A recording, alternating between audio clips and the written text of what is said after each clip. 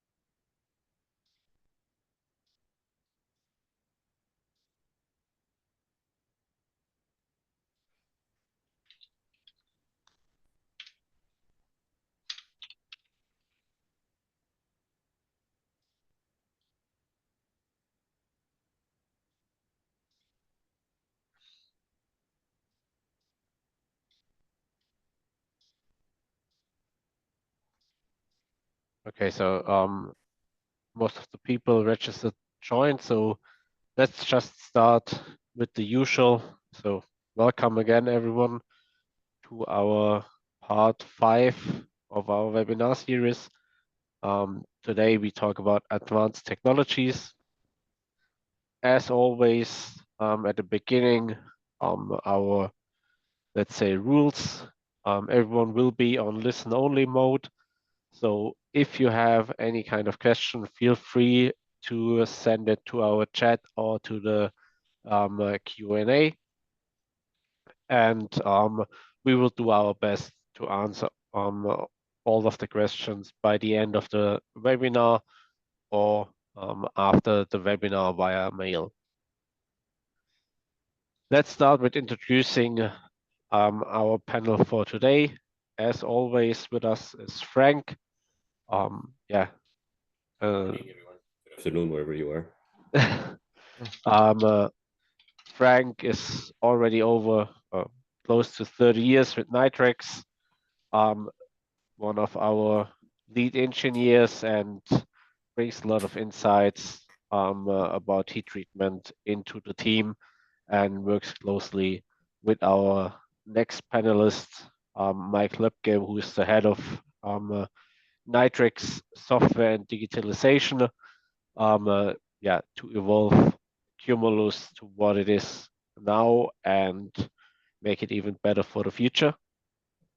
Yeah, welcome everyone. Thanks for joining. You all know me, you all know Frank, you all know Daniel. So let's have fun in this last session. And Daniel, just finish the introduction. Thanks. Yeah, and then last but not least, myself. Least, come on.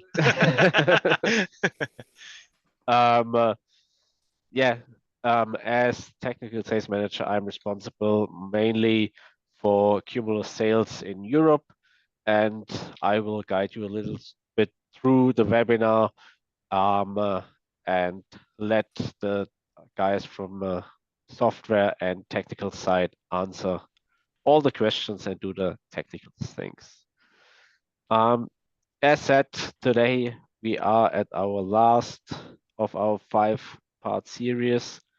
So today, advanced tech.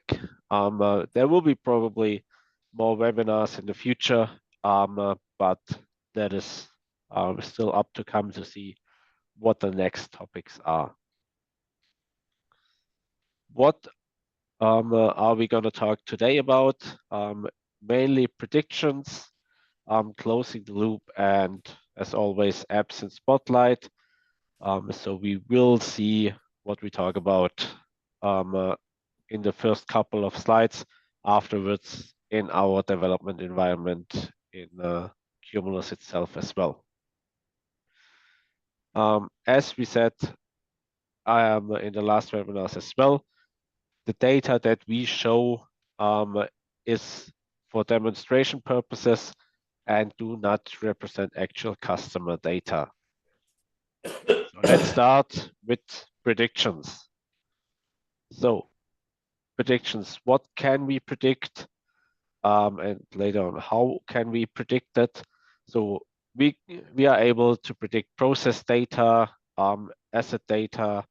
So yeah, what kind of process data do we expect from what we already have had in the past? Same as asset data. What kind of sensors do we have, and how can we work for predictions with that data, as well as quality data. We got already quality results. So with them, we can predict how our quality will be in the future.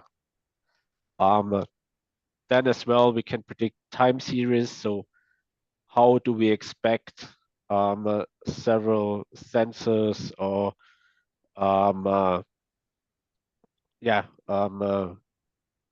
flows and different things will evolve in the future, and also with the discrete data.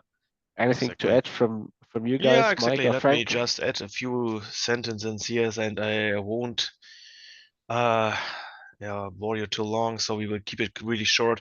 But in general, all the different things we would like to predict are either time series or discrete data. That's also a thing. So in general, we are predicting time series or discrete data. In our case, it's more like process data, asset data, or quality data, which are of most interest.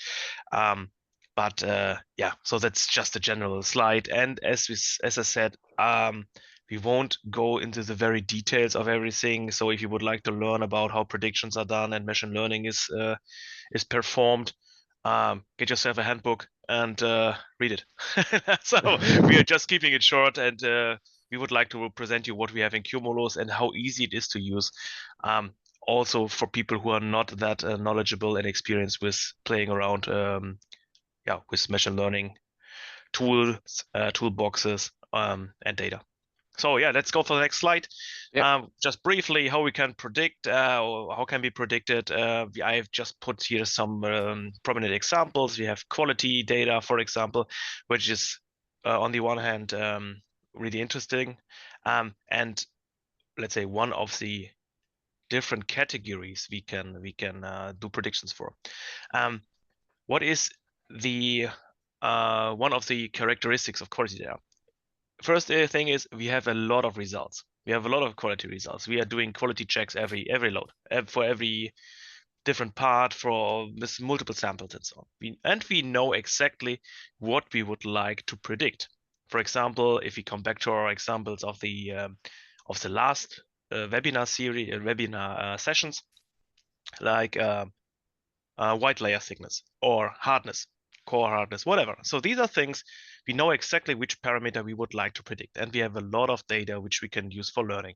In this case, we can make good use of supervised learning. On the other hand, we have things which are rather unknown to us. We talk about errors, bugs, anomalies, things which are usually not happening. And we have really not too much data which can be used directly for learning approaches. And additionally, we do not exactly know what we are looking for. How is an error, a bug, or an anomaly, an alarm to be identified in the data we have? For sure, an alarm is an entry in the database, but what is an anomaly? What is a bug? So this is rather a soft let's say a soft description of what we are looking for. We are looking for something which we cannot really explain and which is not really presented in the data directly. And in this case, we can use unsupervised learning. So unsupervised learning we can rather use for things which are, which we do not exactly know how to do it, and which on which label or which target, what is it called? Which Feature. target feature we are looking at. Exactly. Okay. So how reliable our predictions? Yeah. Okay, I can also tell you something about that. In general, its accuracy and reliability is really use case dependent. For example, if we have a stable and recurrent event or processes, predictions are made rather easily, and they are more reliable That's clear. So if we know that that the process is running like with a constant temperature, and it's never changing, for sure, we can predict it really easily. We can just say, okay, if we know the constant, we can just put it there. If it's for example a signal which is going up and down and has some other influencing factors, it's not that easy anymore. Yeah, but for example, if we go for a temperature curve, which we will do later on, for example, a preheating furnace or maybe also for a carburizing furnace, then it's rather easy to predict it, and the prediction is also really reliable. What we also have to take into account is that even if you learn a perfect model today for a furnace, this might not be perfect anymore tomorrow, since we have external influences, and also we have something which is like a wear on the asset itself. So the asset is changing over time, and that might influence also or affect the prediction and the model. So that might require some relearning, some retraining. But this is something for later on. We have also to respect, since all the different recipes and assets are somehow unique, we have to train specific models for these combinations of asset, recipe, maybe also parts.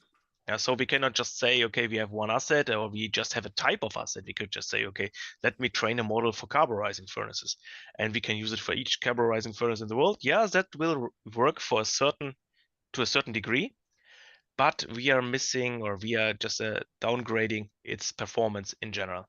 So we would need to have it trained or retrained at least for each specific asset. Okay, so next slide. Okay. So okay, closing the loop. Exactly. So what we want to do today is we would like to come back to all the things we have shown you in the last webinar sessions. For example, the anomaly detection, history and trends. We have seen the Lambda function builder and all this stuff. And we would like to see how this can even enhance what we have already seen. So we created this example here. The goal is we would like to predict abnormal behavior or unwanted events. So that is the goal. The problem is since heat treatment processes are really stable, and these anomalies are not going to show themselves that often. It's really hard to find them in the data. That's why I said, okay, we go for unsupervised learning in general, but we have a different approach here. And the different approach is on the next slide. We have an opportunity. And already mentioned that. The heat treatment processes are also robust and stable. So we can go ahead and predict the normal state. And if we then compare the prediction with the current reading, and we see that there is some deviation, some error between them, this might indicate us some kind of anomalies or bad events, something like that. Yeah, we're going to show that later on. Frank will execute that. We're going to predict the temperature. I'm not sure of which furnace. Frank is going to surprise us. And we will take into account a lot of different signals we know. And we are going to predict the temperature and compare it with the actual reading and see if it's in line with what we are expecting.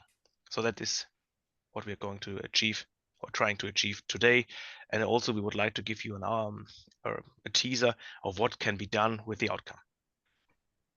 Thanks, Mike, for your explanation. What are we gonna do today, and giving us a little bit of a background. Now we are looking at apps in Spotlight. So what Frank will show us today, he will show us the model builder, a chart recorder, history and trends, and anomaly detection, all in combination to find abnormal behavior. So Frank, if you want to take over, feel free to do so. Yes, so I will share screen and continue. So here's my screen number 2 and share. So you should see my web browser. Yes, correct. All right. So, good morning, everyone. I'm in my app overview, and one of the first things we'd like to do is go into our model builder. So the idea is we're going to choose an asset and predict a sensor. So if I go into my model builder, the first thing I'll see is a whole bunch of models that we have already created, played with in the last few days. Okay, this is quite a new feature. It's been in the work for a while on the development side, on the developers. Now it's been brought into actual QMULUS that's live. So people like myself, Jason, the other engineers have been playing with it only for literally about 2 weeks. So here's an example. So I have here already some models that were made. And what is the signal that is trying to predict? So interior thermocouple is an easy one. That's what we're going to really focus on today, because it's easy to visualize and express over a webinar like this.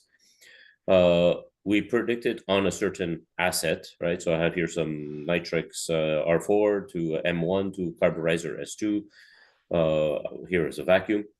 And then there's a type of model type. Now, basically, there's two types. So let's say a signal A could affect signal B in a linear manner. So I raise one, I raise the other 10 times or half the times. It doesn't matter, but it's kind of 1-to-1 or 1 to inverse of 1, but it's still linear. And then there's also something called a Spearman, which is more logarithmic or exponential. So something like that, where if I affect something, there's an equation that affects the other thing. And this human has a harder time to realize, to visualize. But we have, we'll show you later, there's like a little bit of a graphical view where it tells me what's more important, if it's linear or if it's the Spearman. And we could use linear, which makes it kind of easier on math, easier to calculate, especially on this like a web interface. Or we have something we call smart, which is the algorithm will choose linear or Spearman, depending on which one it is, and that's how the model will be simplified. But we'll get into that in a little more detail later. We could revision our model. Here's the accuracy. So this is an interesting one. If I choose one recipe, I choose an example, and I say, well, give me simulate the temperature based on power. That's it. It may be not so accurate because it only has one example, one feature, try to figure out something else. So this may not be so accurate. So this is an accuracy number telling me how accurate it calculates over the example training data we gave it. So the training data is now the other feature, right? So I could tell it, look at one log file and try to simulate, look at 10 log files, try to simulate, and look at 100 log files, so the more data I give it, the more accurate things will become. However, the longer things take. And in this webinar, we're going to go with something simple, maybe not so accurate, but to give you a point of view of the direction or the tools you have in QMULUS in your own environment. Here's a list of input signals. So something very simple, model a temperature according to just one Y out. That would be example. You see a power of 100%. Tell me what the temperature is. Well, it only has like a 36% accuracy.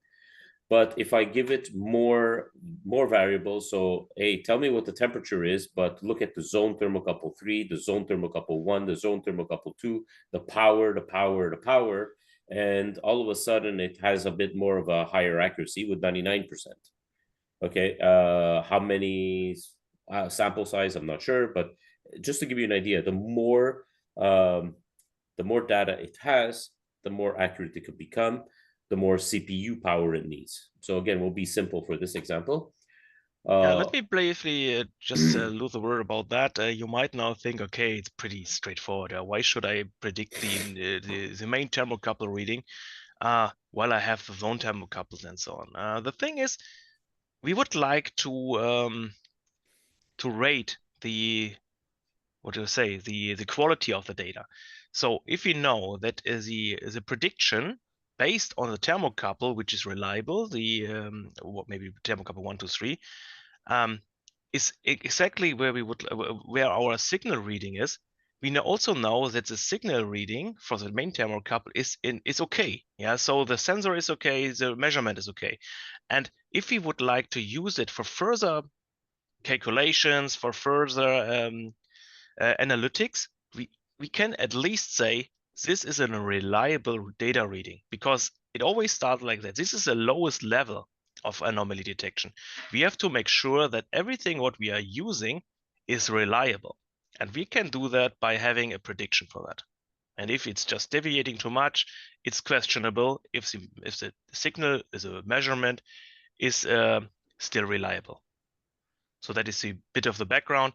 And it's also allowed for us to use all the other signals, because we can assume that not all these other signals will fail at the same moment.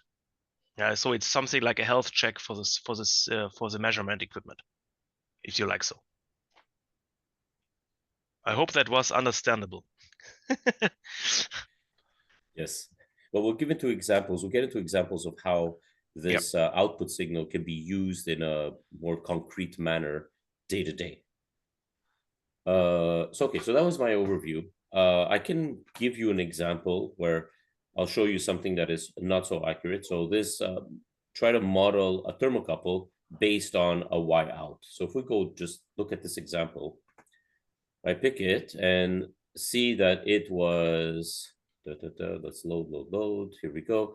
So we have here 1, 2, 3, 4, 5 cycles that it was trained on. And if I examine any one of them, open it up and see how it's working. So I can see here there is the actual TC1 of a certain furnace and the model of TC1, which it's going to paint in a second. You see there was some calculations in the background.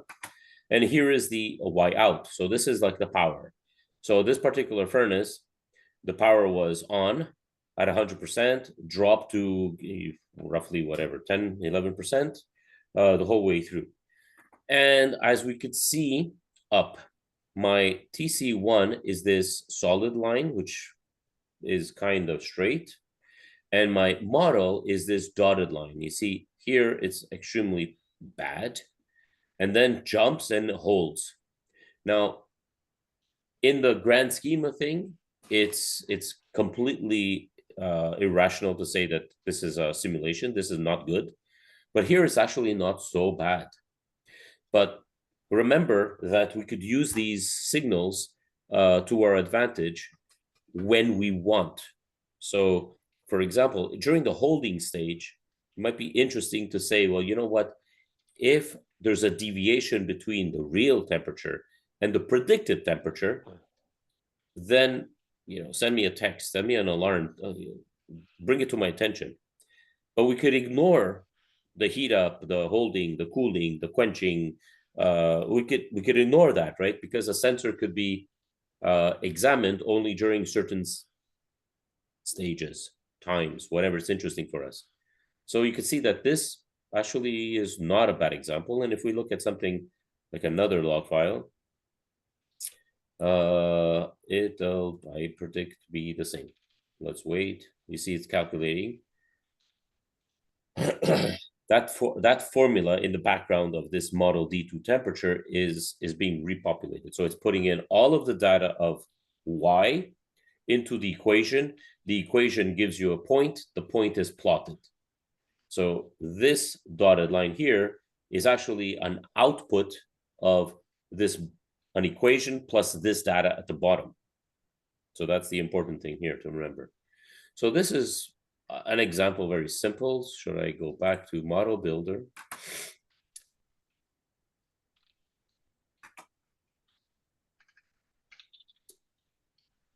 So the model builder is like a little bit more CPU intensive. So that's why things are a little slower. Mike, where do we go with your superior model? Mike's superior model with a 96% accuracy. Let's take a look at this one. So here, and again, I'm showing you something that was already made, but we're going to make one right after this. So this one was, the training was done only on 2 cycles, right? So it's very accurate on 2. So it's kind of so. So based, I'm looking for this Mike superior model, which is a simulation of thermocouple interior main. So here's my thermocouple interior main, the solid line. The dotted line is Mike's model.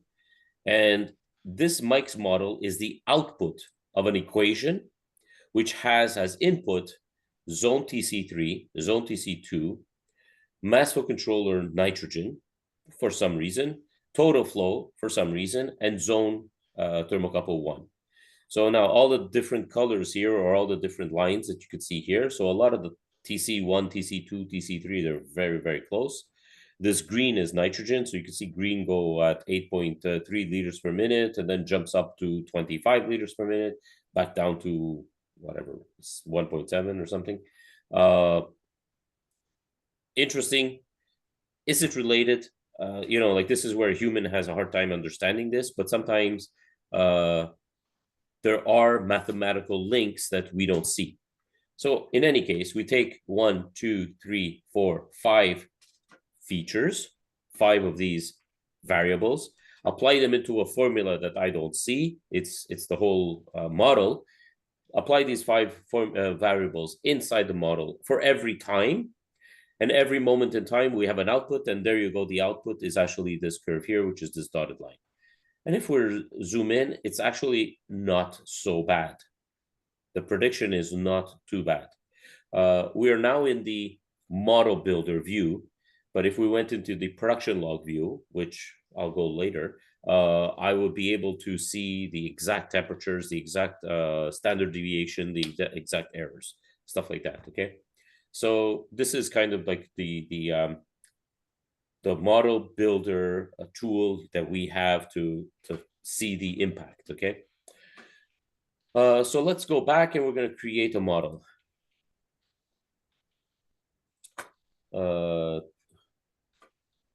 We show the temper. Should I do a carburizer now?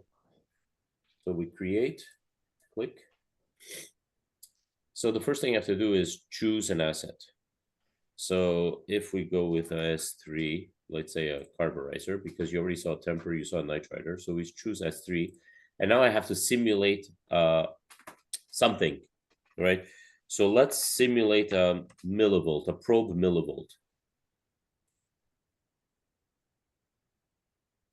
Now, it's spitting out here a few log files that are available to me, right? So if I choose something, let's choose, okay, there's a couple of 39s in a row here. So let's choose the same recipe. And I'm picking my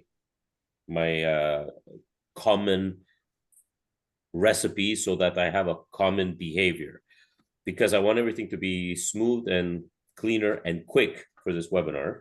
So I'm going to choose these 3, and we scroll down, and the QMULUS background has taken those 3 recipes, examined all of the variables inside a recipe, and now I'm asking it, okay, show me all the features, i.e. all the sensors that have some sort of a relation to the millivolt, and show me only anything that has a linear correlation with a coefficient of 0.75 to 9999, right? And a non-linear correlation of 0.6 to 0.9999. So this is what it gave me as some correlation. I'll show you something, just we'll widen this up to get more features here that may or may not make sense to us, but let's use our judgment here. Right, so if we widen the gap so that the filter is wider, I see here that it calculated that the C potential, the real C potential, has an 87% correlation coefficient to the millivolt, which in our point of view, that makes sense. The higher the CP, the higher the millivolt. That makes sense. There is, I don't know why I have two. I think that the furnace has a CP and a CPPV, like the same variable twice. And I could see here the numbers are exactly the same. So I'm sure that these two variables are the same variable. So that's only one of them. Furnace temperature has an impact to millivolt. I believe that's true. C potential temperature. Now the controller itself, the C potential controller, has an input that is temperature. It could be the probe TC, or it could be the furnace TC. I don't know in this furnace which it is, but a TC is a TC. We already have a TC, so I'm going to skip these. Look, it sees that there's an oil temperature. It sees a relation between oil temperature, negative, and it sees a relation between the C potential Y, so the output to the controller for C potential, in a negative. So if I increase my potential, it negatively impacts the millivolts. So let's play the role of I have no idea. So let's just choose both because we're having fun. And let's put a model name here, FP test number 17, but 1. And let's choose smart. Let it decide if it's going to use the linear side of this equation or if it's going to use the non-linear side of this variable. Sorry, not equation, but variable. So let it decide. And if it goes with the non-linear, choose a third-degree polynomial.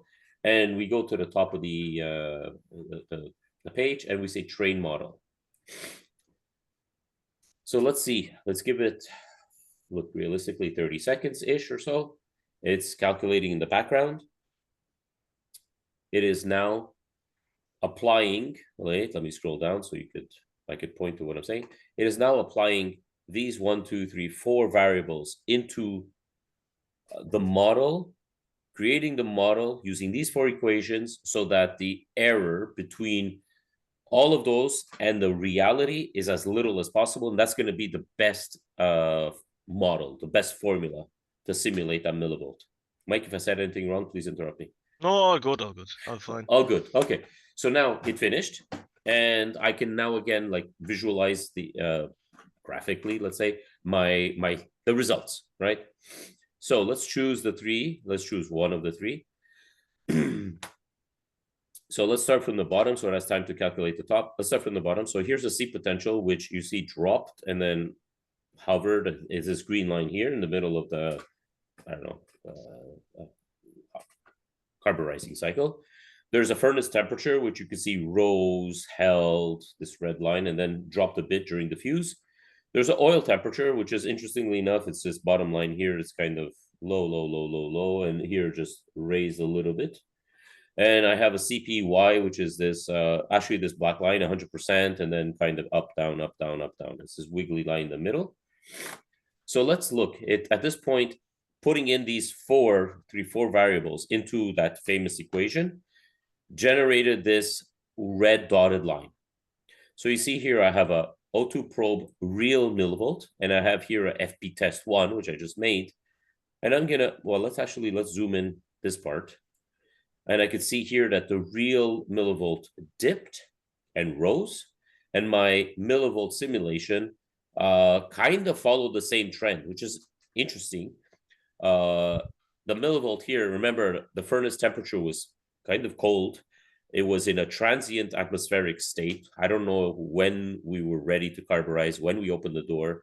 So interestingly enough, it actually followed the trend. But let's zoom out because I'm more interested in, you know, the soak here, the carburize. During carburizing, you could see the 2 lines followed quite nicely. I'm actually impressed with what it did. I don't know, you might. And you have to also take into account that we did not spend too much time in fine-tuning the features, so that is really a I'm impressed. Exactly. It was just you could see it even here. Yeah. When exactly. we opened the door and quenched the simulated carbon potential millivolt, sorry, and the real millivolt followed very nicely. So I'm actually impressed. Let's look at another one. No, we don't look at another one because No? the time is flying already, Okay, and we would 36, like sorry. to show now what we can do with that. So we have seen already that we can make some predictions, we can train some models.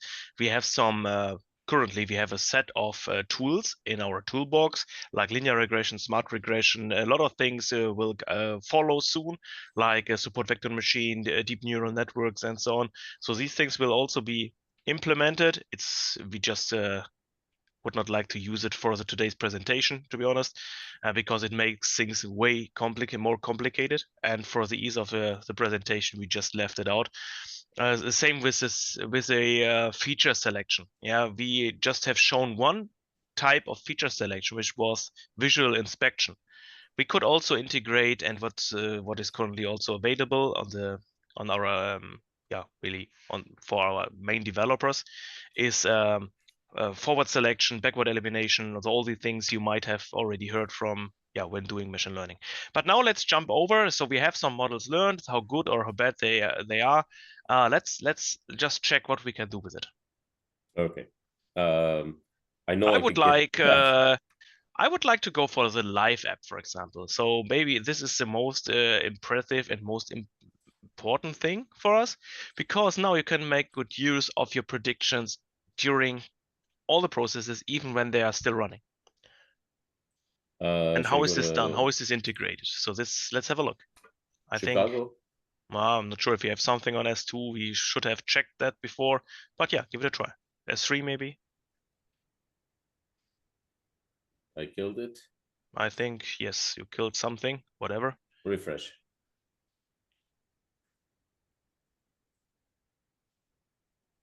No, this is a problem. Go directly to S2. I think this is a problem with the Let's go here. with Click. the resources allocated to the dev environment.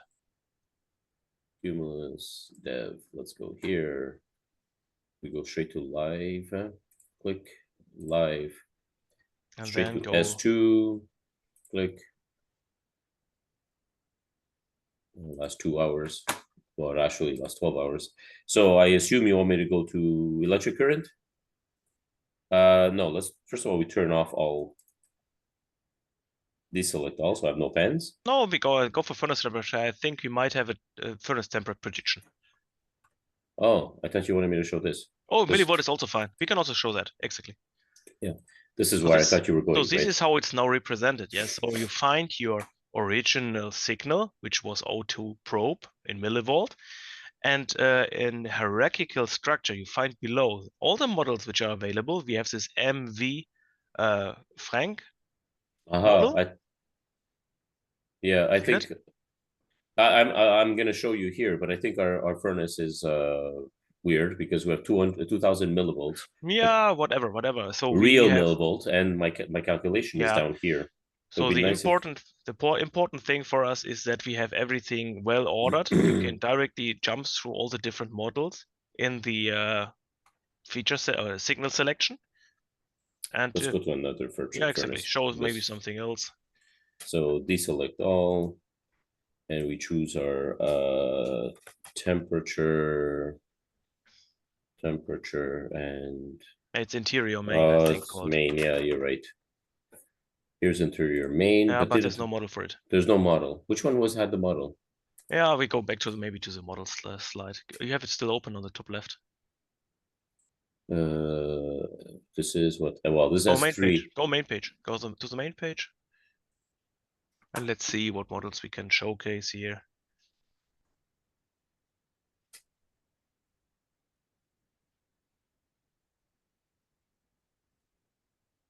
Yeah, S3, D2, M9, R4 maybe. Interior main. It should be there. R4. Go for R4.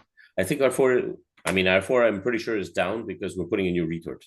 So, sorry here. R4. Deselect. Well, actually, it's right there. Yes, deselect. Yeah, selected. Basically, here's my temperature of R4. Okay, this is the simulation or prediction of R4. And whoever created it. So this is really We would have to check that, but I think the idea is clear. We find it directly next to the signal, so we can play around it. As well, we see the prediction error. You can also directly draw the prediction error, also possible. Okay, let me zoom in here. So let me take this opportunity to explain. So I have here a solid red, a dotted red, which is superimposed actually right here. If you notice, well, actually, if you notice, look down here, my temperature was, oh yeah, it's actually pretty bad. This is pretty bad. 147 is prediction. That's not good. This is not a good example. Yeah, but you said maybe the first was down, it was repaired, whatever. We don't care, to be honest. Yeah, so the idea is clear. Yeah, so we find it here. I should have had a better example ready for us. No problem. No problem. Next step, what are we doing with the results? Exactly. History and trends. So let's look for our S3, S2, S3, Bay1, Bay2, S2 millivolt. Another model, Mike, so 2 Frank millivolt. Yeah, this might not have been populated yet since we just learned it or trained it, right? Oh no, it's okay. Yeah. So basically here in the last 3 months, so when we create a model and you save it, then the model is applied to the past.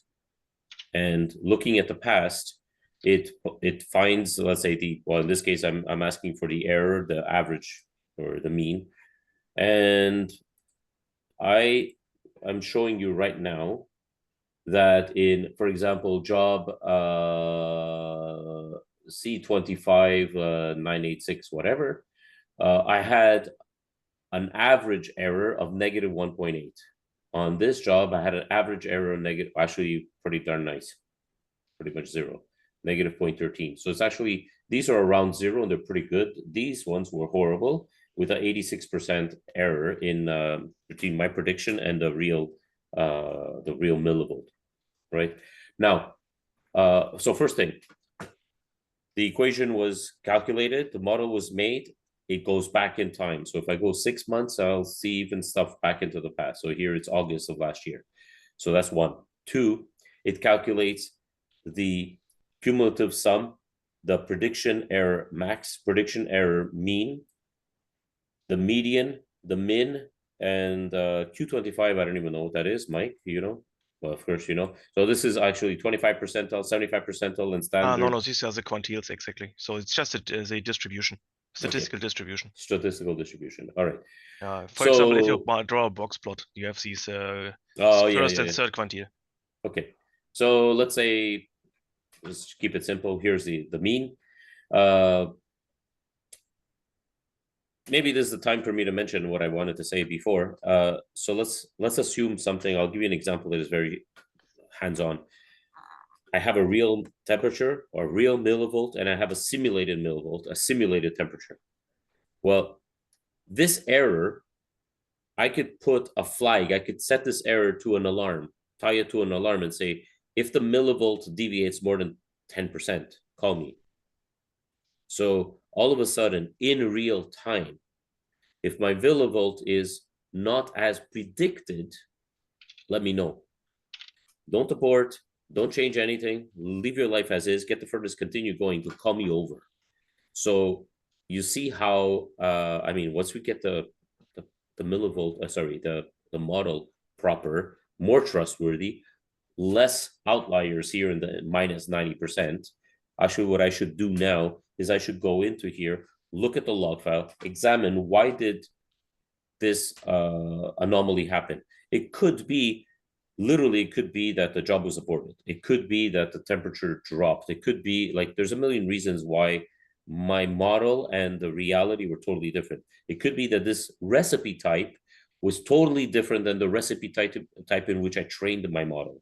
So all of a sudden, like it doesn't link. But once you got that done, you know, calling me over if you see an anomaly, I think that's great. Okay, we're 8:45. We need to speed up. I think we need just to conclude it, to be honest. So we have already shown that in the last webinars that you can make or use almost every signal we have. Also in the anomaly detection, we are not going to show that today, but you can easily create with the Lambda function even more sophisticated information. We can also say, for example, that we would only like to take the prediction into account when we're in a steady state. So in the with the Lambda function, we could just restrict the signal to 0, for example, when we're out of a holding stage or a steady state.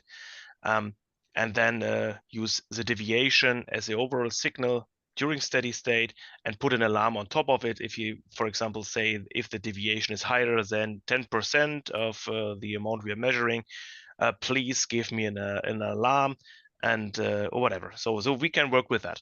So there's unlimited opportunities, unlimited chance you can play around with all the data. We have all the means, we have all the tools on board.